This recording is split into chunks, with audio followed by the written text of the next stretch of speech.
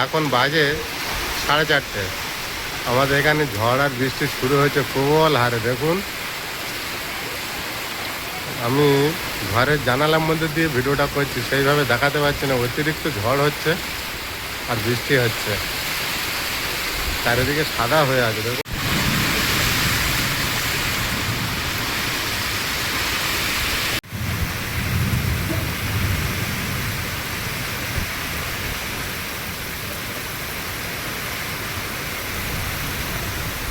এত জোর বৃষ্টি হচ্ছে, সাদা হয়ে গিয়েছে। রাজারানী ওই দাঁড়িয়ে আছে চুপচাপ। সেই দিনের মতো না, শিয়াল এসে যায় আবার।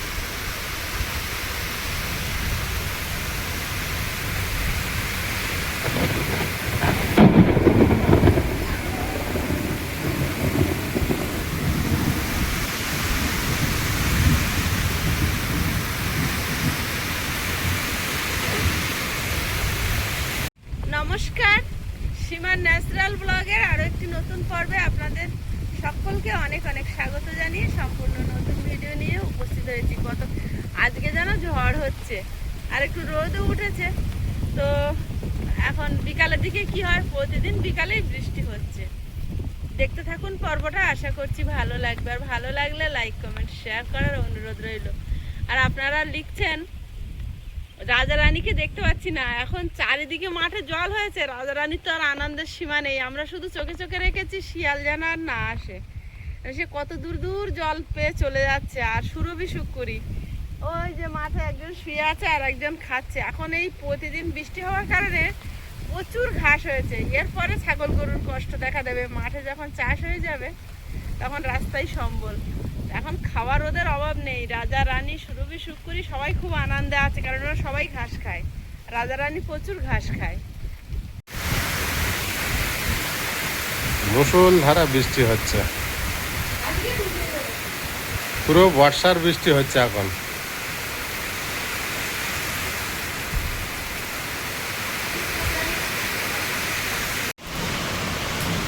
রান্নাঘরের এখানে যে কিভাবে এত বৃষ্টি পড়ে জানা নেই।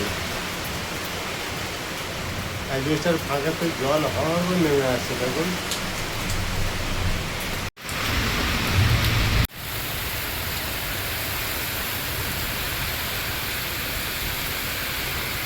বর্ষার সময় গ্রামে এক মনোরম পরিবেশ দেখায়।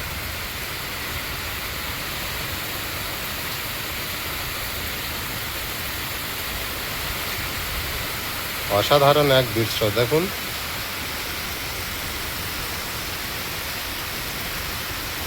এতটা জোরে বৃষ্টি হচ্ছে, দূর হতে দেখা যাচ্ছে সাদা হয়ে আছে শুধু।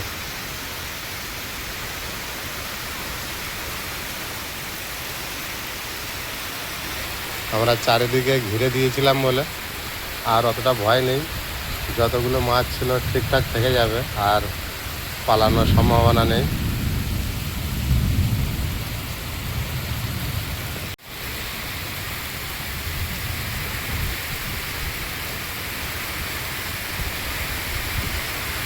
দুটো ঘরে দু জায়গায় এইভাবে জল পড়ে। এখানেও কীভাবে সেম জলটা পড়ছে, কত জোরে পড়ছে দেখুন। এত জোরে যদি ঘরের মধ্যে জল পড়ে তো ঘর ভাসে দেবে। যত বর্ষার দিন এগিয়ে আসছে তত ভয় মনে বাসা বাঁধছে। আর এই উনুনটা তাড়াতাড়ি করে করছি, কারণ ওই উনুনের কোনো ভরসা নেই। বর্ষা হলে ওর ভিতরে জল ঢুকিয়ে দিচ্ছে, তারপরে ধুয়ে নিয়ে চলে যাচ্ছে, মাটি দিয়ে লেপে কোনো রকমে রান্না করছি। কোন দিন এসে দেখবো কোন একটা কুকুর ঢুকে পুরো খুঁড়ে টুড়ে পরিষ্কার করে দিয়েছে। তো এটা রেডি করি, এটা হয়ে গেলে তারপরে ওটা ভেঙে যায় আর যা হয় আর চাপ থাকবে না। ওই জন্য এটা এই ট্রেনের ওপরে করছি। ট্রেনের ওপরে করলে কি হবে, ট্রেনের যেদিকে খুশি নিয়ে রেখে দেওয়া যাবে, আর যখন রান্না করব যেদিকে সুবিধা সেখানে নিয়ে রান্না করতে পারবো।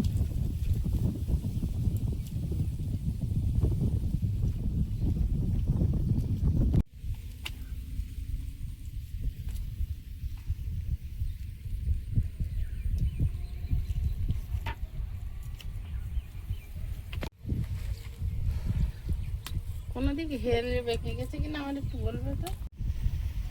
আমরা ভিডিও বানাই, আমাদের ভিডিও যাদের ভালো লাগে তারা ভালো ভালো কমেন্ট করে। তারপরে কারো যদি কখনো কখনো মনে হয় তাহলে সে হয়তো কিছু একটা ভালোবেসে পাঠিয়ে দেয় আমার ছেলের জন্য, কখনো মেয়ের জন্য, কখনো আমাদের জন্য। তো এই যে কম্পিউটারটা পাঠিয়েছিল সেটা নিয়ে একটা ভিডিওতে, কুকিংয়ের ভিডিওতে একটা কমেন্টে রিপ্লাই দিয়েছিলাম, কিন্তু ওই ভিডিওতে অনেক কমেন্ট এসেছিল আর একটা কমেন্ট আমি খেয়াল করিনি, যে কমেন্টটা গত রাতে আমার চোখে পড়লো। তো সেই কমেন্টটা এতই কুরুচিকর, তো নামটা একদম স্বয়ং মহাদেবের নামে নাম, মহাদেব বেরা নাম, আর ওনারা সস্ত্রীক মনে হচ্ছে ছবিটা দেওয়া আছে লোগোতে, তো ছবিটাও আমি এই ভিডিওতে দেব আর কমেন্টটাও আমি এই ভিডিওতে স্ক্রিনশট মেরে দেব। এটা আমরা প্রথমবার করছি, কারণ মানুষ যে এতটা নিচে নামতে পারে, মানুষের মানসিকতা, অথচ কিন্তু দেখে মনে হবে না যে মানুষটা ওরকম মানসিকতার মানুষ। তো কোনো মেন্টালি প্রবলেম থাকলেও মানুষ উল্টোপাল্টা লেখে, কিন্তু সাজিয়ে গুছিয়ে ওই রকম এক ওয়ার্ডে মানুষকে টিরবি দিয়ে চলে যেতে পারে না। কি কমেন্ট লিখেছে, কমেন্টটা আমি আর মুখে বলতে পারবো না, কারণ আমরা ওই লেভেল পৌঁছাতে পারবো না জীবনে, আর ওই মানসিকতার মানুষ না। তাই কমেন্টটা আমি এই ভিডিওর মধ্যেই দিয়ে দেবো, তো একটু দেখে নেবেন আপনারা। আর কি বলবো, যে এই ধরনের মানুষও আছে পৃথিবীতে। তো আপনি যেটা লিখেছেন সেখানে আপনার বাড়িতেও মা বোন আছে, পাঠিয়ে দেবেন, আপনারও রোজগার হবে। লোকেরটা দেখে এইভাবে জ্বলছেন তো। শুধু আয়েশকে একটা কম্পিউটার পাঠিয়েছে বলে উনি এই মন্তব্যটা করেছেন। তো আপনার পাশে আপনার স্ত্রীর ছবি দেখলাম, বাড়িতে হয়তো মেয়ে বৌমা কেউ থাকবে, তো ওনাদেরকে পাঠিয়ে দেবেন। ওই জায়গাটা আমার মেয়ে যদি যেতে পারে তাহলে আপনার বাড়ির লোকও যেতে পারে।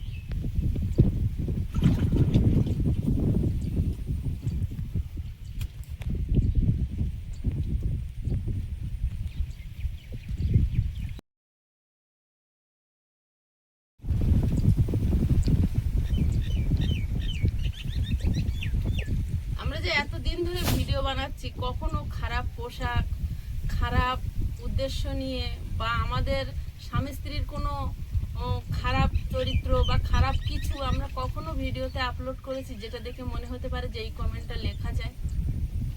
আমরা কষ্ট করে শূন্য থেকে শুরু করে আমরা একটু একটু করে দাঁড়াচ্ছি। আমরা তো চুরি করিনি, ডাকাতি করিনি, যা করছি আপনাদের সামনে করছি। তাই এই ধরনের মানসিকতা আসে কোথা থেকে এই কথাগুলো বলার বা এই কথাগুলো কমেন্ট করে যাবার? একটা কমেন্ট করতে গেলে সেই রকম একটা পরিবেশ তো লাগে যে এই কমেন্টটা এই পরিবেশে করা চলে।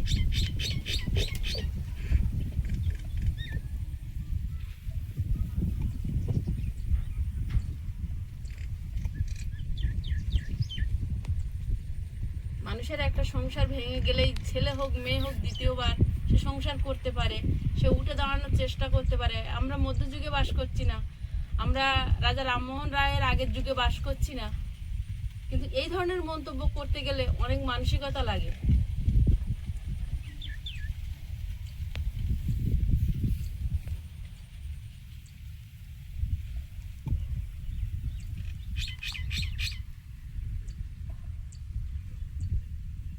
আমাকে সাজেস্ট করছেন মেয়েকে ওইখানে পাঠিয়ে দিন, আপনার বাড়িতেও মা বোন আছে, ওদেরকে পাঠিয়ে দিন।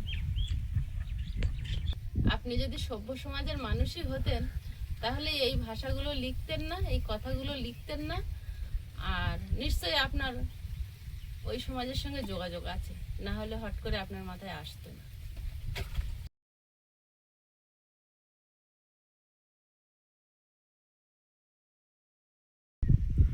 সীমা তো পিছনে কাজ করছে আর আমি একটু ক্যামেরার সামনে এলাম, তো কিছু কথা বলার জন্য আপনাদের কাছে। সীমা বলছিল একটু আগে, বা আরও একটা ভিডিওতে বলেছে, আয়ুষকে কম্পিউটার দেওয়ার জন্য বেশ কয়েকজন মানুষ খুব বাজে রিয়্যাক্ট করেছে, ক্ষুব্ধ হয়েছে। তার মধ্যে এক দাদা ভাই তো খুব বাজেভাবে কথা বলেছে। তো কেউ বলছে যে এত ছোট বয়সে যদি কম্পিউটার দেওয়া হয় বাচ্চা নষ্ট হয়ে যাবে। তো আমি যতদূর জানি কলকাতায় প্রায় বাড়িতে কম্পিউটার ছাড়া কোনো বাড়ি নেই। তো সেসব বাড়িতেও বাচ্চা জন্মগ্রহণ করে এবং তারাও জ্ঞান হওয়ার সাথে সাথে কিন্তু কম্পিউটার ল্যাপটপ তারা দেখতে পায় বা ব্যবহার মনে করে। তারা কিন্তু খারাপ হয় না, তারা কিন্তু ভালোই হয়। আর সেই সব মানুষজন তারা বড় হয়ে আমাদের মতো মানুষের অসহায় মানুষের পাশে সেবা করে, দান করে, গিফট করে, যে যেমনভাবে পারে সমাজে মাথা উঁচু করে দাঁড়ায় আর উপকারই করে। তো আজকের যে সমস্ত মানুষজন, যে সমস্ত গুরুজনেরা আমাদের পাশে দাঁড়াচ্ছে, আমাদের হেল্প করছে, তারা কিন্তু যথেষ্ট ভারপ্রাপ্ত মানুষ, বয়স্ক মানুষ, জ্ঞানীগুণী মানুষ। আজকে কম্পিউটার যিনি দিয়েছে, আমরা আন্টি বলে ডাকছি, তা বুঝতে পারছেন যথেষ্ট ওনার বয়স হয়েছে, ওনার যথেষ্ট জ্ঞান আছে কাকে কি দিতে হবে না দিতে হবে। তো সেই জায়গায় আপনারা কোথায় ওনাকে ভালো ভালো কথা বলবেন, ভালো ভালো বাক্য লিখবেন। আজকের এত বয়স্ক মানুষ, ওনাদের তো যথেষ্ট বয়স হয়েছে, এই জায়গায় দাঁড়িয়ে নিজেরা কষ্ট করছে, পরিশ্রম করছে, সেই উপার্জন নিয়ে গরিব মানুষের পাশে দাঁড়াচ্ছে। তাদের প্রতি দু একটা ভালো কথা আপনাদের মনে আসে না?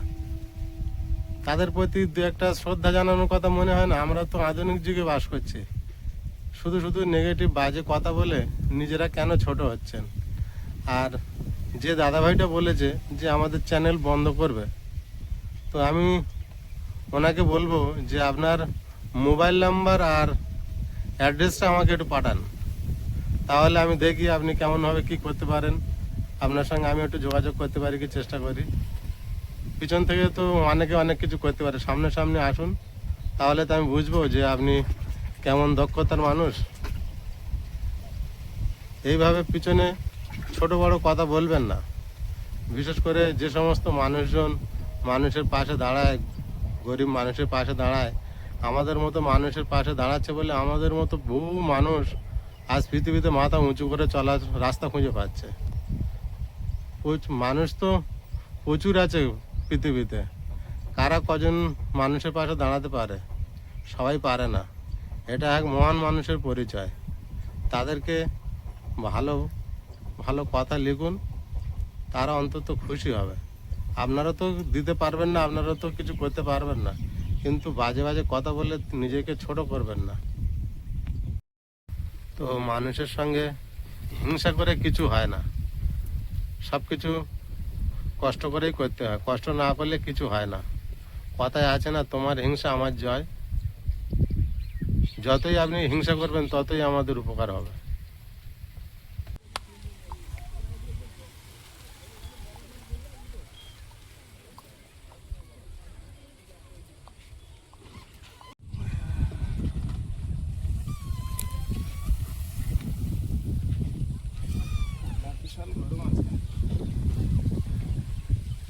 এখন আমি একটু বেরিয়েছি, মায়ের কাছে যাব।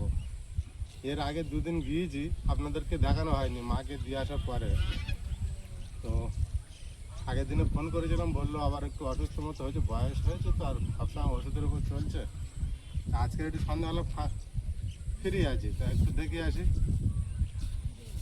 আয়ুষ যাবে বলেছিল, আজ তো যাওয়া হলো না আয়ুষ। তাই তো আয়ুষ, অন্য সময় যাবে? ঠিক আছে, তাহলে আমি ঘুরে আসি, একটু দেখে আসি। রবিবার হলে যেত, রবিবার একটু ফ্রি থাকে। আমি তো একা বেরিয়ে চলে এসেছি আজকের, যেহেতু সবাই আসেনি আমার সঙ্গে। তো আজকের সেইভাবে রাস্তায় আপনাদের ভিডিওটা দেখাতে পারছি না। আর আমি একটা রাস্তা দিয়ে যাচ্ছি, সেই রাস্তাটা দেখুন, সুন্দর একটা মনোরম পরিবেশ, কি অসাধারণ লাগছে। আর বাঁ সাইডে একটা খাল আছে, দেখুন খালের পাড় ধরে সারি সারি গাছ লাগানো আছে, একটা অসাধারণ লাগছে। আমি ঠিক রেল লাইন ধরে তার পাশ দিয়ে যে ঢালাই রাস্তাটা গিয়েছে, সেই রাস্তা দিয়ে আমি যাচ্ছি। আর এই সেই পিছনের খালটা আমার দাঁড়িয়ে আছে, আমি খাল পাড়েই দাঁড়িয়ে আছি, গাছ লাগানো আছে দেখতে পাচ্ছেন রাস্তা ধরে, ওই চলে গেছে। একটা খুব সুন্দর পরিবেশ, ওই জন্য আমি এখানে দাঁড়িয়ে একটু ভিডিও করছি আর আপনাদেরকে দেখাচ্ছি। যেহেতু আমি একা, সেইভাবে ভিডিও তো করতে পারছি না। আর এই রাস্তাটা সুন্দর নতুন তৈরি হয়েছে, দেখতেও ভালো লাগছে বেশ। আমি যে রাস্তাটা দিয়ে যাচ্ছি, একটা অসাধারণ মুহূর্ত। ওই জন্য আমি একটু একে একে আপনাদেরকে দেখানোর চেষ্টা করছি।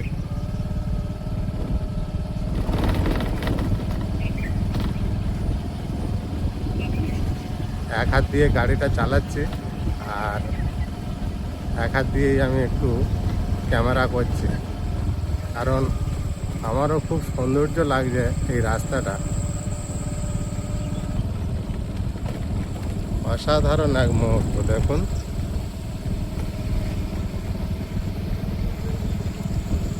গ্রামের এই পরিবেশগুলো দেখার মতো। আমি গাড়ি চালাতে চালাতে ঠিক পৌঁছে গিয়েছি গৌড়দহ স্টেশন। ওই পাশে দেখুন স্টেশনটা দেখা যাচ্ছে।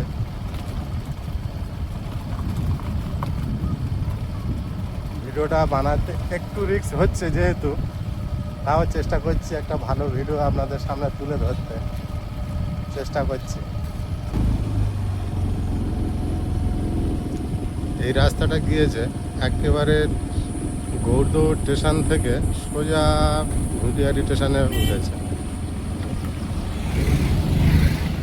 ঠিক রেল লাইনের পাশ থেকেই এই রাস্তাটা ঘুটিয়ারি স্টেশন পর্যন্ত পৌঁছে গিয়েছে। আর ওই পাশে দেখা যাচ্ছে রেল লাইন। আমি আমার পুরানো বাড়িতে পৌঁছে গিয়েছি। ঘরটা বন্ধ আছে। এই ঘরটা আমি আর আমার ভাই থাকতাম।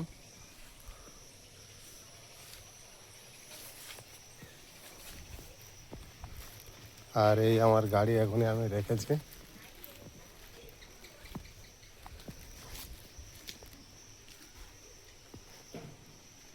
মা কোন বাড়িতে আছে দেখি, কোন দাদার বাড়িতে। বেশিরভাগ এই দাদার এখানে থাকে।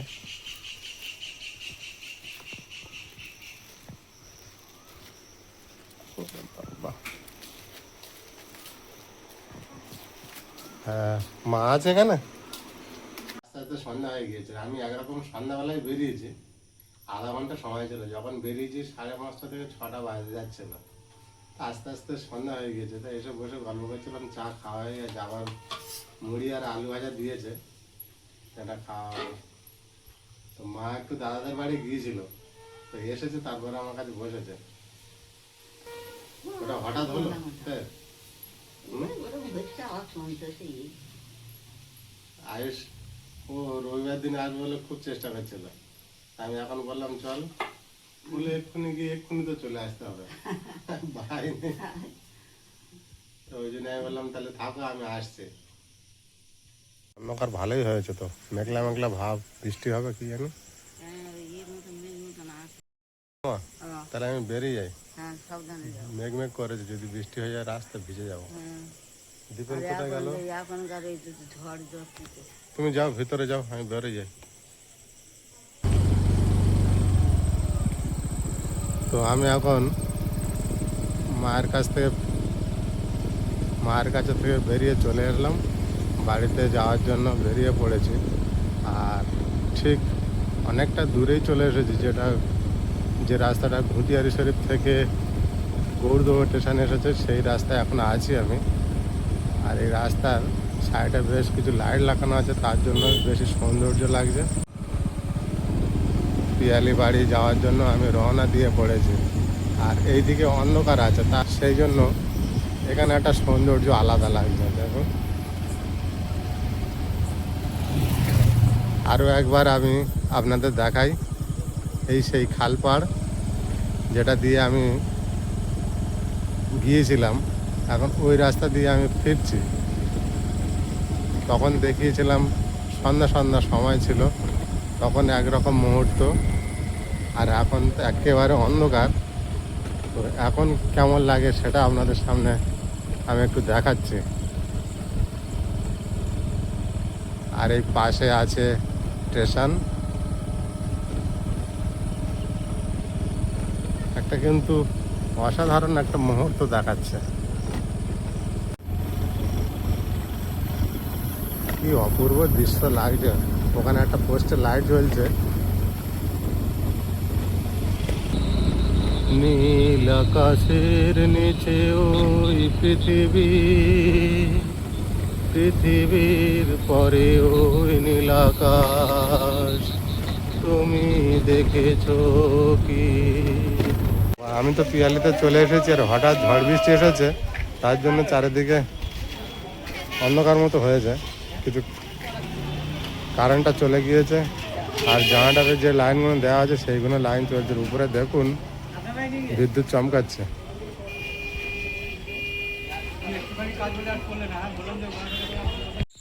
কারেন্ট কখন চলে গেল? কারেন্ট চলে গেছে এই আধা ঘন্টা মতো হচ্ছে। আধা ঘন্টা? হ্যাঁ বাবা, ঝড় উঠে গেছে, বৃষ্টি এসে যাবে, মেঘও প্রচুর আকাশে। আগে গাড়িটা ঢুকিয়ে দাও। বৃষ্টি হয়ে গেলে তো আর ঢোকানো যাবে না। মা কেমন আছে? কি বলছো? মা কেমন আছে? আছে, আগে যে সমস্যাটা হচ্ছিল ওটা ডাক্তার দেখিয়েছে, ডাক্তার দেখানোর পরে আবার গরমে ভর্তি চলছে। সবসময় ডাক্তার দেখাতেই হবে, বুঝলি? সপ্তাহে সপ্তাহে ওটা ধরা ডাক্তার রাখো। ওগুলো গতকালকের বৃষ্টির জল।